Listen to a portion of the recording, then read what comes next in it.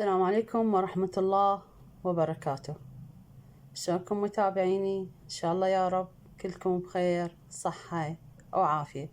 وفيديو اليوم حلاوة النشا أو حلاوة البالوتة العراقية. نبدأ المقادير. بسم الله الرحمن الرحيم.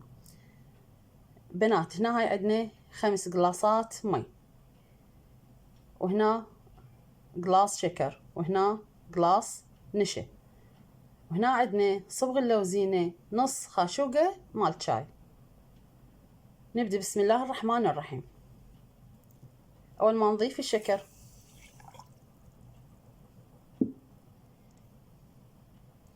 بعدين راح نضيف النشا،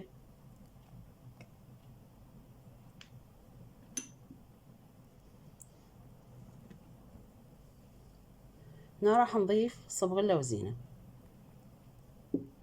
بنات، حلاوة سهلة وما تاخذ وقت. بسم الله الرحمن الرحيم. وهنا راح نذوب المكونات كلها.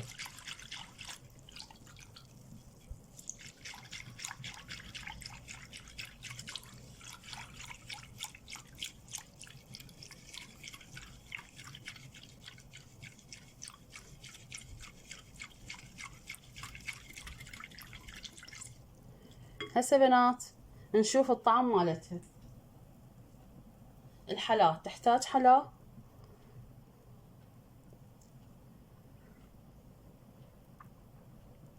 ما شاء الله ما تحتاج حلا، حلاتها كلش حلوة.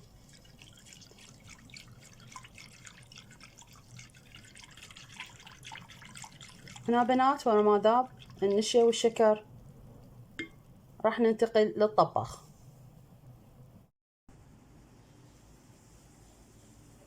بسم الله الرحمن الرحيم. اللهم صل على محمد وآل محمد. البنات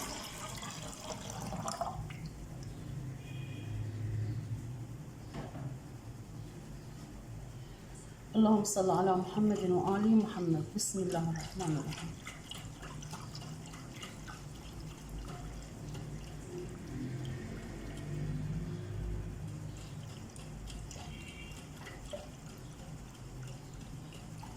بنات نبقى نخلط بيها.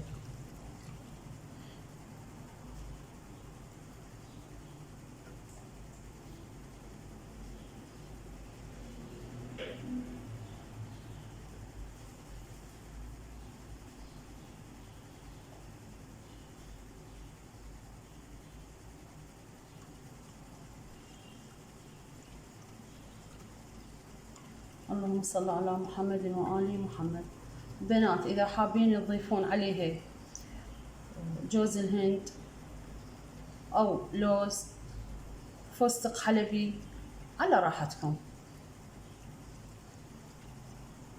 حسب اختياركم.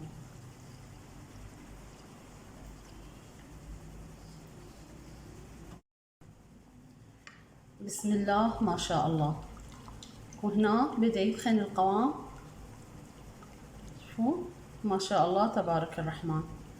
بنات، حلاوة سهلة وبسيطة، مكوناتها موجودة بكل بيت.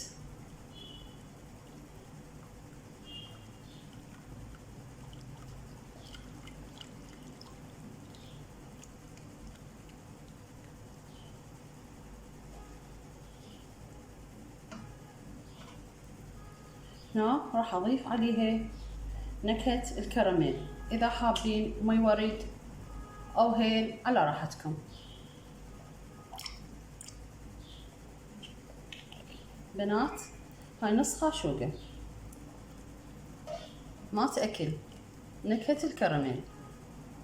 أي نكهة موجودة عندكم تقدرون تضيفوها.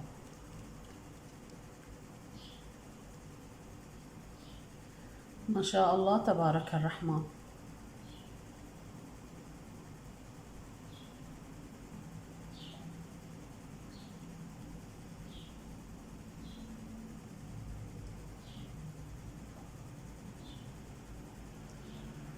شوف بنات، اللهم صل على محمد وآل محمد.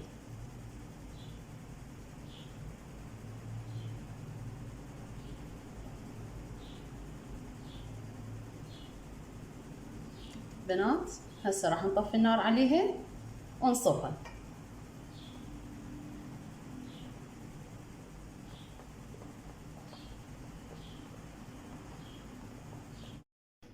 وهنا ورا ما كملت الحلاوة صبيناها وزيناها مفروش جوز الهند والورد المحمدي، ما شاء الله تبارك الرحمن.